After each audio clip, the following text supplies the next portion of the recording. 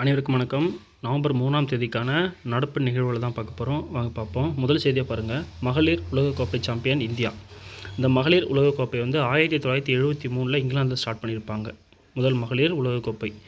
இப்போது 13வது சீசன் 13வது மகளிர் உலகக்கோப்பையை இந்திய மகளிர் அணி வந்து வெற்றி பெற்றிருக்காங்க. ஆப்போசிட் பார்ட்டி யாருன்னா தென்னாப்பிரிக்கா. சரிங்களா, இந்தியா வெர்சஸ் தென்னாப்பிரிக்கா. அதில் இந்தியா வந்து வின் பண்ணியிருக்காங்க. குப்பை கிடங்காக மாறி வரும் கோயம்பேடு காய்கறி சந்தை. இதில் முக்கியமானது 1996ஆம் ஆண்டு 295 ஏக்கர் வளாகத்தில் 85 ஏக்கரில் சென்னை பெருநகர வளர்ச்சி குழுமத்தால் இந்த சந்தை அமைக்கப்பட்டது. அப்போது சென்னை கோயம்பேடு எப்போ அமைக்கப்பட்டிருக்காங்கன்னா கோயம்பேடு சந்தை 1996. 26,000 கோடிக்கு புரிந்துணர்வு ஒப்பந்தங்கள். நம்ம முன்னாடி பார்த்தது தான். மும்பையில் நடைபெற்ற இந்திய கடல்சார் மாநாட்டில் காமராஜர் துறைமுகம் சார்பில் 26,000 கோடி மதிப்பில் வந்து புரிந்துணர்வு ஒப்பந்தம் மேற்கொண்டிருக்காங்க. இதில் 12 ஒப்பந்தங்கள் மத்திய அமைச்சர் சர்பானந்தா சோனாவால், சென்னை மற்றும் காமராஜர் துறைமுகங்களின் தலைவர் சுனில் பாலிவால் ஆகியோரால் முன்னிலையில் வந்து மேற்கொள்ளப்பட்டன. அப்போ 26,000 கோடி மதிப்பு 12 ஒப்பந்தம். அடுத்த முன்னாடியே உங்கள்கிட்ட கொஸ்டின் கேட்டிருந்தேன். இந்திய துறைமுக வாரியம் வந்து 1950 ஸ்டார்ட் பண்ணியிருப்பாங்க. உலகின் பசியை போக்க முக்கிய பங்காற்றியவர் MS சுவாமிநாதன். MS அப்படின்னா மான்கொம்பு சாம்பசிவன் சுவாமிநாதன் தான் வந்து MS சுவாமிநாதன் சொல்கிறாங்க. இந்திய பசுமை புரட்சியின் தந்தையும் வேளாண் விஞ்ஞானியுமான பாரத ரத்னா விருது பெற்ற MS சுவாமிநாதனின் வாழ்க்கை வரலாறு அடங்கிய புத்தகத்தை பிரியம்பதா ஜெயக்குமார் எழுதியுள்ளார். அப்போது MS சுவாமிநாதன் வந்து எப்போ பாரத ரத்னா அவார்டு கொடுத்துருக்காங்கன்னா 2024, அதாவது போன வருஷம் தான் வந்து இவருக்கு பாரத ரத்னா விருது கொடுத்துருக்காங்க. இவருடைய வாழ்க்கை வரலாறு அடங்கிய புத்தகத்தை எழுதிய பார்த்திங்கன்னா Priyambada Jayakumar. The man who fed India. சரிங்களா, the man who fed India அப்படின்ற புக்கு தான். இந்த நிகழ்ச்சியில் MS சுவாமிநாதனுடைய மகள் உலக சுகாதார நிறுவன தலைமை விஞ்ஞானி அவங்க சௌமியா சுவாமிநாதன் வந்து கலந்துக்கிட்டாங்க. அப்போது உலக சுகாதார நிறுவன தலைமை விஞ்ஞானி பார்த்திங்கன்னா சௌமியா சுவாமிநாதன் அவங்களுடைய மகள் பார்த்திங்கன்னா கலந்துக்கிட்டாங்க. ஸோ அந்த புக்கு பேர் பார்த்துங்க, the man who fed India அப்படின்ற புக்கு எழுதிங்க பார்த்திங்கன்னா பிரியம்பதா ஜெயக்குமார். சுவாமிநாதனுக்கு பாரத ரத்னா 2024 கொடுத்துருப்பாங்க.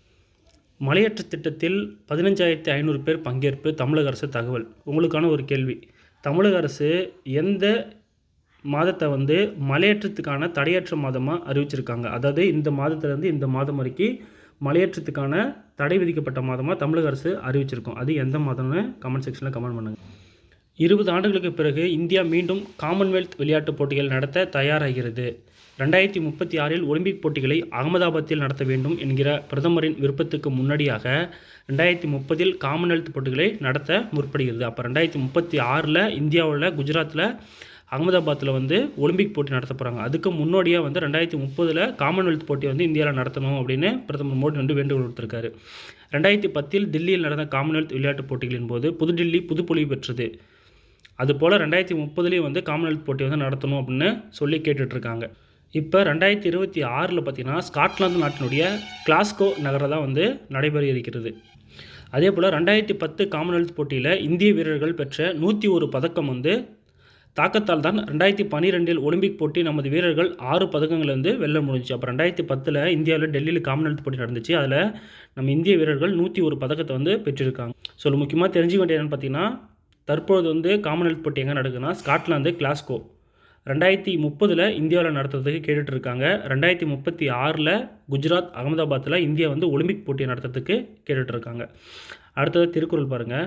உள்ளுவது எல்லாம் உயர்வுள்ளல் மற்றது தள்ளினும் தள்ளாமை நிறுத்து. நம்ம போன்ற படிக்கிற ஆஸ்பிரண்ட்ஸுக்கு முக்கியமான ஒரு உந்துதலான திருக்குறள் பார்த்திங்கன்னா இதுதான்.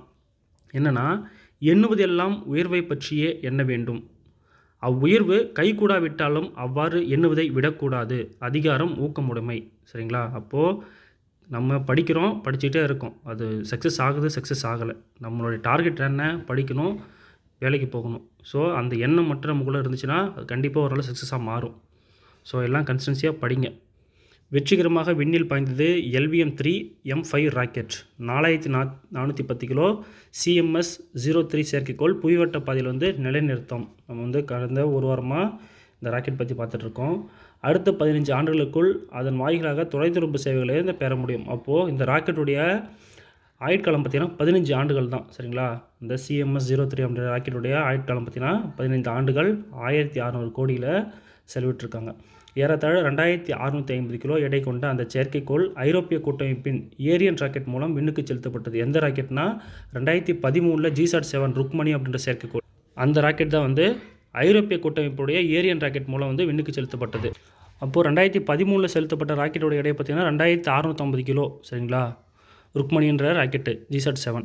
இப்போ பார்த்திங்கன்னா 4410 கிலோவில் வந்து செலுத்தியிருக்காங்க. அடுத்து என்ஜினை நிறுத்தி இயக்கி சாதனை பண்ணியிருக்காங்க. என்னென்னா LVM-3 ராக்கெட் மொத்தம் 43.5 மீட்டர் உயரம் கொண்டது. 642 டன் எடை கொண்ட அந்த ராக்கெட்டில் 3 நிலைகள் உள்ளன. முதல் நிலை திட என்ஜினும், இரண்டாம் நிலையில் திரவ என்ஜினும், மூன்றாம் நிலையில் C-25 திரவ நிலையில் ஆக்சிஜன் மற்றும் ஹைட்ரஜன் வாயு நிறைந்த கிரையோஜெனிக் என்ஜினும் அமைக்கப்பட்டுள்ளன. ஒவ்வொரு நிலையும் அதற்கான செயல்பாடுகள் நிறைவடைந்துடன் பயன்பாடற்றுவிடும். அந்த நிலையில் தற்போது மூன்றாம் நிலை என்ஜினானது உள்நாட்டிலேயே மேம்படுத்தப்பட்டு 28.6 டன் உந்து சக்தி திறனுடன் வடிவமைக்கப்பட்டுள்ளது. ஸோ என்ன சொல்கிறாங்கன்னா, அந்த சோதனை முயற்சியாக இந்த திட்டத்தில் இதை இப்போ வந்து இஸ்ரோ பயன்படுத்தியிருக்காங்க. அதன்படி மூன்றாம் நிலை ராக்கெட் பார்த்திங்கன்னா ராக்கெட் விண்ணில் பாய்ந்த 16 நிமிஷம் 50 வினாடிகளில் வந்து நிறுத்தப்பட்டுச்சு. அதை ஸ்டாப் பண்ணிட்டாங்க அந்த 3வது இன்ஜினை மட்டும். செயற்கைக்கோள் விடுவிக்கப்பட்ட பிறகு மீண்டும் அது இயக்கப்பட்டு உந்து விசை சோதிக்கப்பட்டது. அப்போ வந்து அது வந்து கண்டிப்பாக வந்து வெற்றியை நோக்கி வந்து சென்றுட்டுருக்குதா இஸ்ரோ தலைவர் நாராயணன் தெரிவிச்சிருக்காரு. எதுக்காக இந்த டெக்னாலஜி யூஸ் பண்ணுறாங்க அப்படின்னா, வரும் காலத்தில் ஒரே ராக்கெட் மூலம் வெவ்வேறு புவிவட்ட பாதையில் வந்து செயற்கைக்கோளை நிலைநிறுத்த இந்த நுட்பம் வந்து உதவும் அப்படின்னு சொல்லியிருக்காங்க. ஸோ 642 டன் எடை கொண்டது தான் வந்து இந்த LVM-3 ராக்கெட்டு. மொத்தம் 43.5 மீட்டரு, 3 நிலை இருக்கும். அதில் அடுத்த 5 மாதங்களில் 7 ராக்கெட் திட்டங்கள் இஸ்ரோ தலைவர் வந்து சொல்லியிருக்காரு. என்னென்னா LVM ராக்கெட்டின் 8வது வெற்றிகரமான ஏவுதல் தான் வந்து இந்த CMS-03 ராக்கெட். இதுக்கு முன்னாடி 7 அமைச்சிருப்பாங்க.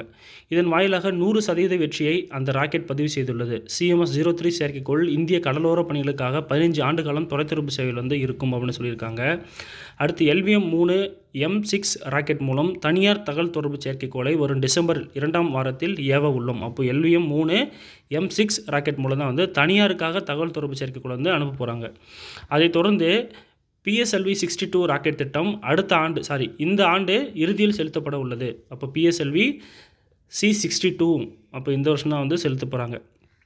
அதன் பின்னர் SSLV-L1 திட்டம் தனியாருக்காக அனுப்பப்பட இருக்கிறது. அதற்கு அடுத்து மிக முக்கியமாக PSLV ராக்கெட் மூலம் 34 புதிய தொழில்நுட்பங்களை செயல்படுத்தும் திட்டம் வந்து முன்னெடுக்கப்பட்டிருக்கு. அதே போல் பின்னர் EO S-05 செயற்கைக்கோள் GSLV F-17 ராக்கெட் மூலம் விண்ணில் நிறுத்தப்பட உள்ளது அப்படின்னு தான் இந்த 5 திட்டத்தை தான் வந்து சொல்லியிருக்காங்க. 5 மாதத்தில் 7 திட்டத்தை வந்து சொல்லியிருக்காங்க. இப்போது LVM ராக்கெட் திட்டம் இயக்குனர் விக்டர் ஜோசப். அப்போ LVM ராக்கெட்டோடைய திட்ட இயக்குனர் பார்த்திங்கன்னா விக்டர் ஜோசப். அடுத்தே போல் CMS-03 செயற்கைக்கோளுடைய திட்ட இயக்குனர் பார்த்திங்கன்னா ராஜேந்திர குமார். இந்த இயக்குனர் 2 பேத்தையும் பார்த்துக்கோங்க, முக்கியமானது. ஸோ அடுத்த 5 மாதத்தில் வந்து 7 ராக்கெட் திட்டத்தை செலுத்த போகிறாங்க. இப்போ 4410 எடை கொண்ட CMS-03 ராக்கெட்டை வந்து வெற்றிகரமாக செலுத்தியிருக்காங்க இஸ்ரோ. அடுத்ததாக தகவல் பெறும் உரிமை சட்டத்தை ஆயுதமாக பயன்படுத்தக்கூடாது அப்படின்னு சொல்லியிருக்காங்க. என்னென்னா ஒரு கேஸில் வந்து இப்போ இண்டிவிஜுவல் ஒருத்தவங்க வந்து போடணும் அப்படின்னா தகவல் பெறும் உரிமை சட்டம் வந்து அது ஒரு ஆயுதமாக பயன்படுத்துகிறீங்க, நீங்கள் வந்து அதிகாரமாக பயன்படுத்துகிறீங்க, அதை கொடுங்க அப்படின்னு சொல்லியிருக்காங்க. இப்போது தகவல் பெறும் உரிமை சட்டத்தை ஒரு ஆயுதமாக பயன்படுத்தி அன்றாட அலுவலக பணிகளுக்கு குந்தகம் விளைவிக்கக்கூடாது என தமிழ்நாடு தகவல் ஆணையம் வந்து தெரிவித்துள்ளது. என்னென்னா இப்போ இந்த தகவல் அறியும் உரிமை சட்டத்தின்படி ஒரு பெட்டிஷன் வந்துச்சுன்னா அந்த பெட்டிஷன் மேலே வந்து 30 நாளுக்குள்ளே நடவடிக்கை எடுக்கணும். அப்படி இல்லைனா நடவடிக்கை எடுக்க தவறிய அதிகாரி மீது வந்து ஃபைன் போடுவாங்க. ஸோ இதேமாதிரி தொடர்ந்து பெட்டிஷன் போட்டுகிட்டே இருக்காங்க அப்படின்ற பட்சத்தில் ஒரே ஆஃபீஸில் அந்த ஆஃபீஸோடைய அலுவலக பணி வந்து என்ன பண்ணால் தாமதிக்கப்படும். ஸோ அதை தான் வந்து இந்த இடத்த சொல்கிறாங்க. இந்த மனுவை விசாரித்த மாநில தகவல் ஆணையர் VPR இளம்பருதி. அப்போது இப்போ இருக்கிற மாநில தகவல் ஆணையர் யாருன்னு பார்த்தீங்கன்னா VPR இளம்பருதி. இதுக்கு முன்னாடி யார் இருந்தாங்கன்னு பார்த்தீங்கன்னா ஷக்கீல் அக்தர். இப்போது இருக்க மத்திய தகவல் ஆணையம் யாருன்னு பார்த்தீங்கன்னா ஹீராலால் சமாரியா. அதே போல் மாநில தகவல் ஆணையம் ஃபஸ்ட்டு மத்திய தகவல் ஆணையம் வந்து 2005 ஸ்டார்ட் பண்ணியிருப்பாங்க. மாநில தகவல் ஆணையம் பார்த்திங்கன்னா தமிழ்நாட்டில் தான் முதலாக ஸ்டார்ட் பண்ணாங்க. எப்போனா இந்தியாவில் ஸ்டார்ட் பண்ணுறதுக்கு முன்னாடியே 4/5/1977 வந்து தமிழ்நாட்டில் ஸ்டார்ட் பண்ணியிருக்காங்க.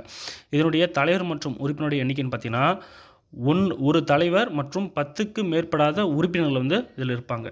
இதில் தேர்ந்தெடுக்கிற குழு யாருன்னு பார்த்திங்கன்னா முதலமைச்சர், சட்டப்பேரவை எதிர்க்கட்சி தலைவர், முதலமைச்சரால் நியமிக்கப்பட்ட கேபினட் அமைச்சர், இவங்க தான் வந்து தலைவரையும் மற்ற உறுப்பினர்களையும் தேர்ந்தெடுப்பாங்க. அடுத்த முன்னாடியே பார்த்தோம் வரலாறு படைத்தது இந்திய மகளிர் அணி. 13வது உலகக்கோப்பை வந்து இந்திய மகளிர் அணி தான் வந்து வின் பண்ணியிருக்காங்க.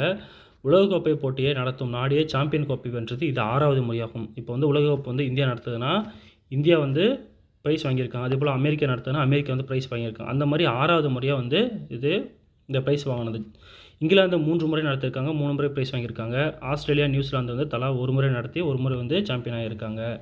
அடுத்த மகளிர் உலகக்கோப்பை வென்ற நாடுகளின் வரிசையில் இந்தியா 4வதாக இணைந்துள்ளது. இதற்கு முன் ஆஸ்திரேலியா 7 முறையும், இங்கிலாந்து 4 முறையும், நியூசிலாந்து 1 முறையும் ஆகிய அணிகள் வந்து கோப்பை வந்து வென்றிருக்கு.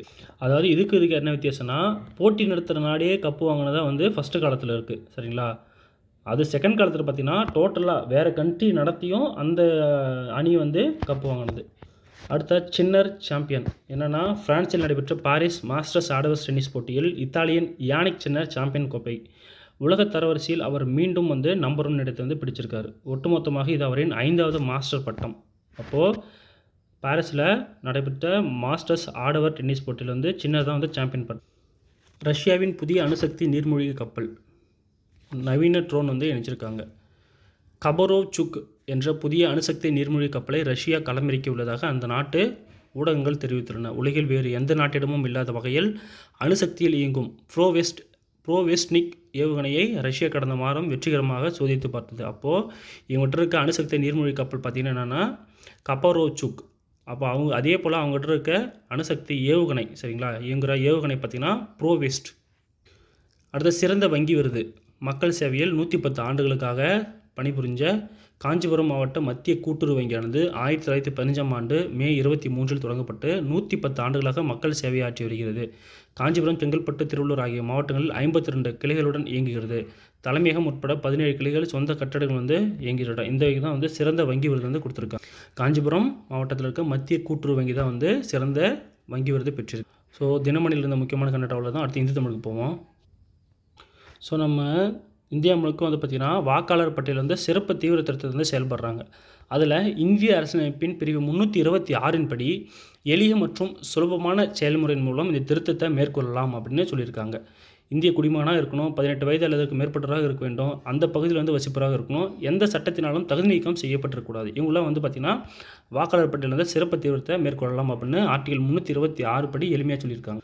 ஸோ இதில் நம்ம என்ன பண்ணணும் அப்படின்னா, வாக்குச்சாவடி நிலை அலுவலர் என்ன செய்வார்னா 4/11/2025 முதல் 4/12/2025 வரை, அது கிட்டத்தட்ட 1 மாத காலம் உங்கள் வீட்டுக்கு வருகை புரிவார்.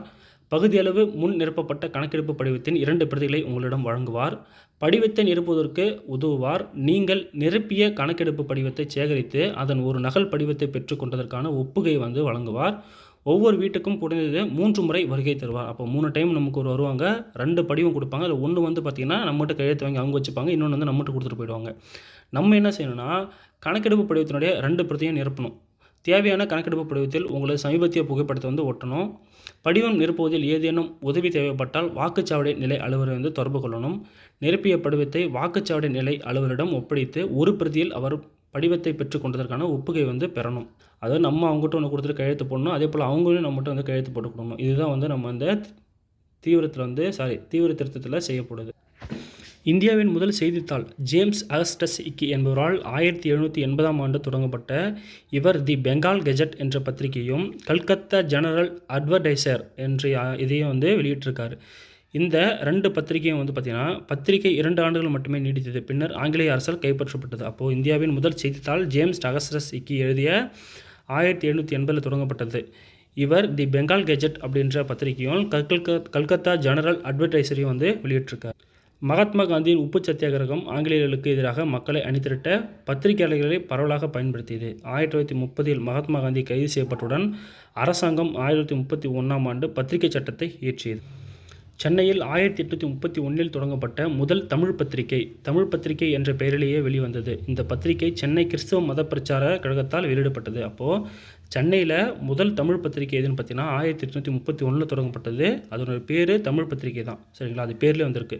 இந்த பத்திரிகை யாரால் வந்து வெளியிடப்பட்டதுன்னா சென்னை கிறிஸ்தவ மத பிரச்சார கழகத்தால் தான் வந்து வெளியிடப்பட்டிருக்கு. பாரதியார் சுதேசமித்திரனில் ஜி. சுப்பிரமணிய ஐயரிடம் துணை ஆசிரியராக பணியாற்றினார்.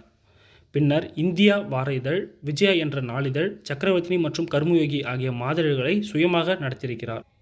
ஃபஸ்ட்டு பார்த்தீங்கன்னா சுதேசமித்திரன் எப்போ துணை ஆசிரியர் இருந்திருப்பார்னா 1904 தான் வந்து துணை ஆசிரியராக ஜி. சுப்பிரமணிய ஐயருங்க கீழே வந்து பணிபுரிஞ்சிருப்பார். அதுக்கப்புறம் இந்தியா வார இதழ் 1906 to 1907 இந்த காலகட்டம் தான் வந்து இந்தியாவுடைய வார இதழுடைய ஆசிரியர் இருந்திருப்பார். அடுத்து விஜயா 1910 வந்து அந்த நாளிதழில் வேலை பார்த்துருப்பாரு. சக்கரவர்த்தினி மற்றும் கர்மயோகி 1910, சக்கரவர்த்தி பார்த்தீங்கன்னா 1905. இதெல்லாம் வந்து சுயமாக நடத்தி வேலை பார்த்துருக்காரு. அகைன் சொல்கிறேன், சுதேசமித்திரன் பார்த்தீங்கன்னா 1904 வந்து சுதேசமித்திரனில் துணை ஆசிரியர் இருந்திருப்பார். இந்தியா பார்த்தீங்கன்னா 1906-7 இருந்திருப்பார். விஜயா கர்மயோகி 1910, சக்கரவர்த்தினி 1905. அமெரிக்காவைச் சேர்ந்த பியூ ஆராய்ச்சி மையம் 2025 நடத்திய ஆய்வு ஒன்றில் 46% இந்தியர்கள் மட்டுமே செயற்கை நுண்ணறிவு தொழில்நுட்பம் பற்றி கேள்விப்பட்டிருப்பதாக தெரிய வருகிறது. ஜஸ்ட் தெரிஞ்சுக்கோங்க, 46% தான் வந்து இந்தியாவில் வந்து ஏஐயை பற்றி தெரிஞ்சிருக்காங்க. தமிழ்நாட்டில் கடந்த 2 வாரங்களில் பெய்த மழையால் பல்வேறு மாவட்டங்களில் உள்ள 4800க்கும் மேற்பட்ட நீர்நிலைகள் 75% அளவை தாண்டியுள்ளது. தமிழ்நாட்டின் முதல் அச்சகம் தூத்துக்குடியில் அருகில் உள்ள புன்னைக்காயல் என்ற ஊரில் 1578 அமைக்கப்பட்டது. அப்போது போர்ச்சுகீசிய பாதிரி ஹென்ரிகஸ் என்பவர் தம்பிரான் வணக்கம், அது விளக்கம் கிடையாது, தம்பிரான் வணக்கம் என்ற புத்தகத்தை முதல் முறையாக அச்சிட்டிருக்கிறார். சரிங்களா? அப்போது தமிழ்நாட்டின் முதல் அச்சகம் வந்து தூத்துக்குடி அருகிலுள்ள புன்னைக்காயல் என்ற இடத்த 1578 போர்ச்சுகீசிய பாதிரி ஹென்ரிகஸ் என்பவர் தான் வந்து தம்பிரான் வணக்கம் என்ற புத்தகத்தை முதல் முறையாக அச்சிட்டு வெளியிட்டார். அடுத்து திருவிக்கா 1917 1920 வரைக்கும் தேசபக்தன் நாளிதழையும் 1920 1933 காலகட்டத்தில் நவசக்தி நாளிதழையும் நடத்தியிருக்கிறார். அப்போது 17 20 பார்த்தீங்கன்னா தேசபக்தன், 20 to 33 பார்த்தீங்கன்னா நவசக்தி. தேசபக்தன் 3000 ரூபாய் மூலதனத்தில் தொடங்கப்பட்டதான். நவசக்தி மாத இதழ் அரசியல் தமிழாய்வு ஆகிய இரண்டுக்கும் முக்கியத்துவம் அளித்தது. அப்போ நவசக்தி பார்த்தீங்கன்னா அரசியலுக்கும் தமிழுக்கும் வந்து முக்கியத்துவம் கொடுத்தது. தேசபக்தன் வந்து 3000 ரூபாய் மூலதனத்தில் வந்து தொடங்கப்பட்டது. 1466 பேருக்கு மத்திய உள்துறை அமைச்சகத்தின் பதக்கம். நாடு முழுவதும் காவல்துறை சிறப்பாக பணியாற்றவங்களுக்கு தமிழகத்தைச் சேர்ந்த 3 பேர் வந்து இந்த பதக்கத்தில் வந்து இடம் பிடிச்சிருக்காங்க. பஞ்சாப், ராஜஸ்தான், ஹரியானா மாநிலங்களுக்கு முக்கிய நீர் ஆதாரமான சட்லெஜ் நதி சீனா, இந்தியா, பாகிஸ்தான் நாடுகளில் பாய்கிறது.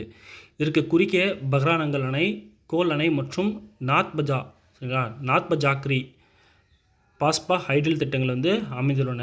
அப்போ பஞ்சாப், ராஜஸ்தான், ஹரியானா மாநிலத்துடைய முக்கியமான நீர் ஆதாரம் பார்த்திங்கன்னா சட்லெஜ் நதி தான். இது சீனா, இந்தியா, பாகிஸ்தான் நாட்டில் பாயுது. இதன் குறுக்கே பஹ்ரானங்கல் அணை, கோல் அணை மற்றும் நாத்பஜாக்ரி பாஸ்பா ஹைட்ரல் திட்டங்கள் வந்து அமைந்திருக்கு.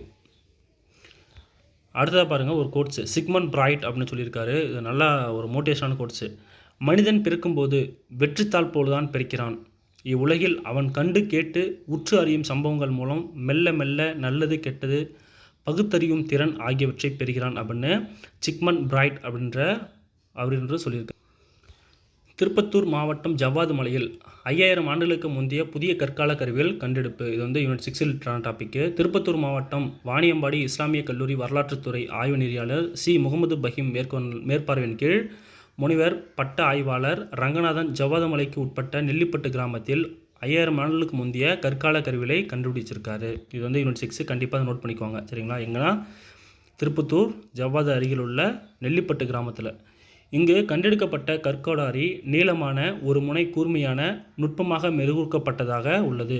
காடுகளை அழித்து விவசாய நிலங்களை உருவாக்குவதற்கு, மரங்களை வெட்டி வீடுகளை உருவாக்குவதற்கும் இது வந்து பயன்படுத்திருக்கலாம் அப்படின்னு சொல்லியிருக்காங்க. அதே போல் கற்கோடாரிகளின் ஒரே மாதிரியான வடிவமைப்பு மற்றும் நுட்பமான மெருகூட்டல் ஆகியவை ஜவ்வாது மலை பகுதியின் புதிய கற்கால மனிதர்களுடைய தேவையை மட்டுமன்றி தரமான கைவினைத்திறன் மற்றும் சமூக கட்டமைப்பு வந்து வெளிப்படுத்துது.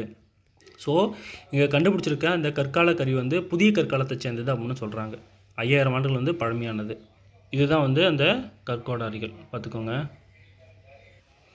தமிழ்நாடு கிரிக்கெட் சங்க தலைவராக டிஜே ஸ்ரீனிவாசராவ் தேர்வு. சரிங்களா? டிஜே ஸ்ரீனிவாசராஜ் வந்து தேர்வு செஞ்சுருக்காங்க, தமிழ்நாடு கிரிக்கெட் சங்க தலைவர். அடுத்ததாக சென்னை ஓப்பன் மகளிர் சர்வதேச டென்னிஸ் போட்டி நுங்கம்பாக்கத்தில் உள்ள எஸ்டிஏடி மைதானத்தில் நடைபெற்று வந்தது. இதில் நேற்று நடைபெற்ற மகளிர் ஒற்றையர் பிரிவு இறுதிச் சுற்றில் இந்தோனேஷிய வீராங்கனை ஜானிஸ் யுஜன் ஆஸ்திரேலிய வீராங்கனை வந்து கிம்பஸ்லி பிரிவில் வந்து வீழ்த்தி பட்டம் பெற்றிருக்காங்க. அப்போ இந்தோனேஷிய வீராங்கனை தான் வந்து வின் பண்ணியிருக்காங்க. 2025 இதுவரை புதிய பங்கு வெளியீடு மூலம் நிறுவனங்கள் ₹1.29 லட்சம் கோடி திரட்டியுள்ளன. நவம்பர் டிசம்பரில் மேலும் $1.13 லட்சம் கோடி வந்து திரட்டப்பட உள்ளது அப்படின்னு ஐபிஓ சொல்லியிருக்கு. ஜஸ்ட்டு தெரிஞ்சுக்கோங்க, அதெல்லாம் தேவையில்லாததான். மீண்டும் பொதுத்துறை வங்கிகள் ஒருங்கிணைப்பு அப்படின்னு ஒரு இது அதில் பார்ப்போம். 3 அல்லது 4 பெரிய பொதுத்துறை வங்கிகளை மட்டும் வைத்துக்கொண்டு மீதமுள்ள சிறிய வங்கிகளை இணைக்கவோ அல்லது தனியார்மயமாக்கவோ செய்யலாம் அப்படின்னு நிதி ஆயோக் வந்து மத்திய அரசுக்கு வந்து பரிந்துரை செஞ்சுருக்காங்க. இதன் மூலம் தற்போது 12 பொதுத்துறை வங்கிகளை 2026-27 நிதியாண்டுக்குள் 3 பெரிய வங்கிகளாக ஒருங்கிணைக்கப்படலாம் அப்படின்னு கூறியிருக்காங்க. இந்திய பொருளாதாரம் $1 டிரில்லியன் அடைய 65 ஆண்டுகள் ஆனது. 1 டிரில்லியனிலிருந்து 2 டிரில்லியனாக உயர 7 ஆண்டுகள் எடுத்தது. ஆனால் 2லிருந்து 3 டிரில்லியனாக உயர வெறும் 2 ஆண்டுகள் மட்டுமே எடுத்தது. இப்போது அரசு வளர்ந்த இந்தியா என்ற இலக்கை அறிவித்தது. 2047க்குள் $40 டிரில்லியன் பொருளாதாரத்தை அடைய திட்டமிட்டிருக்கிறதா சொல்லியிருக்காங்க. இதில் அடுத்ததா வங்கிகள் தேசியமயமாக்கம் ரொம்ப முக்கியமானது. 1969 14 தனியார் வங்கிகள் தேசியமயமாக்கப்பட்டன. 1980 மேலும் 6 வங்கிகள் தேசியமயமாக்கப்பட்டன. 2017ஆம் ஆண்டு ஸ்டேட் பேங்க் ஆஃப் இந்தியாவுடன் அதன் 7 துணை வங்கிகள் இணைக்கப்பட்டன. 2020 ஏப்ரலில் பார்த்திங்கன்னா பஞ்சாப் நேஷனல் வங்கி, யூனியன் வங்கி, இந்தியன் வங்கி, கனரா வங்கி பல வங்கிகள் இணைக்கப்பட்டன. இதன் மூலம் பொதுத்துறை வங்கிகள் எண்ணிக்கை 27லிருந்து 12ஆக குறைந்தன. 2025 ஏப்ரல் பார்த்திங்கன்னா 10 மாநிலங்கள் மற்றும் யூனியன் பிரதேசத்தில் உள்ள 26 பிராந்திய கிராம வங்கிகள் ஒருங்கிணைக்கப்பட்டன. ஸோ வங்கிகள் பார்த்திங்கன்னா தேசியமயமாக்கப்பட்டு ஒருங்கிணைக்கப்பட்டது ஒரு 5 டைம் பண்ணியிருக்காங்க. சரிங்களா, இதை கண்டிப்பாக பார்த்துக்கோங்க. இதெல்லாம் கேட்குறதுக்கு வாய்ப்பு இருக்குது. அடுத்து தேசியமயமாக்கலுடைய நோக்கம் என்ன? இது நமக்கு எக்ஸாம் பாயிண்ட் ஆஃப் வியூவில் கண்டிப்பாக கேட்பாங்க. மெயின்ஸும் சரி, ஃபிலிம்ஸ்லையும் சரி ஸ்டேட்மெண்ட் கொடுத்துட்டு கேட்டாங்கன்னா ஒன்றும் பண்ண முடியாது. நிதி சேவைகளை அனைவருக்கும் திறந்து வைத்தல், கிராமப்புறங்களுக்கான வங்கி சேவைகளை விரிவாக்குதல், விவசாயம் மற்றும் சிறிய தொழில்களுக்கான கடன் வழங்கல், வளர்ச்சி குறிக்கோள்களுக்கான நிதி வழிநடத்தல், நிதி சக்தி சிலரிடம் மட்டும் தங்காமல் பரவச் செய்தல். இந்த 5 முக்கியமான நோக்கத்துக்காக தான் தேசியமயமாக்கம் முக்கியமாக பயன்படுது. அடுத்து ஒருங்கிணைப்புடைய நோக்கம் என்ன? உலக அளவில் போட்டியிடக்கூடிய பெரிய வங்கிகளை உருவாக்குதல், செயல்திறன் மற்றும் போட்டித்திறன் மேம்பாடு, பெரிய கடன்களை கையாளக்கூடிய நிதி வலிமை, ஆபத்து மேலாண்மை மேம்பாடு, டிஜிட்டல் தொழில்நுட்பத்தின் மூலம் பயனடைவது. 2020-21 முதல் 21-22 வரையில் 4837 பொதுத்துறை வங்கிகளை கிளைகள் மூடப்பட்டன அல்லது இணைக்கப்பட்டன. ஸோ இதுதான் தேசியமயமாக்கக்கூடிய நோக்கமும் ஒருங்கிணைப்புடைய நோக்கமும். ஸோ அதை கண்டிப்பாக பார்த்துக்கோங்க. இந்த கண்டிப்பாக நமக்கு எக்ஸாம் பாயிண்ட் ஆஃப் வியூவில் கொஸ்டின் வரதுக்கு சான்சஸ் இருக்குது. 1000 மைல்கல்களை கொண்ட ஒருவனின் பயணம் ஒரு சிறிய அடியிலிருந்தே ஆரம்பிக்கிறது. சீன தத்துவஞானி லாவோஸ் சொல்லியிருக்காரு. இதெல்லாம் ரொம்ப மோட்டிவேஷனான ஒரு ஸ்கோட்ஸ். மரபணு மாற்றப்பட்ட பருப்புகளை பயிரிட திட்டம். தற்சார்பு இந்தியாவுக்கான திட்டத்தின் கீழ் அடுத்த 6 ஆண்டுகளில் மரபணு திருத்தப்பட்ட பருப்பு வகைகளை பயிரிட மத்திய அரசு திட்டமிட்டுள்ளது. அதன்படி உளுந்து, துவரை மற்றும் மசூர் ஆகிய 3 பருப்பு வகைகளின் கீழ் 15 மரபணு திருத்தப்பட்ட வகைகளை மத்திய அரசு வெளியிடப்பட்டதாக தகவல் சொல்லியிருக்காங்க. ஸோ அவ்வளோதான் ஃப்ரெண்ட்ஸ், நவம்பர் 3ஆம் தேதிக்கான தினமணி மற்றும் இந்து தமிழ் முக்கியமான நியூஸ் கண்டென்ட். தொடர்ந்து நம்ம சேனலுக்கு ஆதரவு கொடுங்க. சேனலில் பிடிச்சிருந்தா லைக் பண்ணுங்கள், மற்றவங்களுக்கு ஷேர் பண்ணுங்கள், மற்றவங்களுக்கு சஜஸ்ட் பண்ணுங்கள். மேலும் நான் எப்படி வீடியோ போடணும், இல்லை எதுவும் நான் தவறாக சொல்கிறேன், போகிறேன், வரேன்னா கமெண்ட் செக்ஷனில் மறக்காமல் கமெண்ட் பண்ணுங்கள். தொடர்ந்து ஆதரவு கொடுங்க. Thank you to all.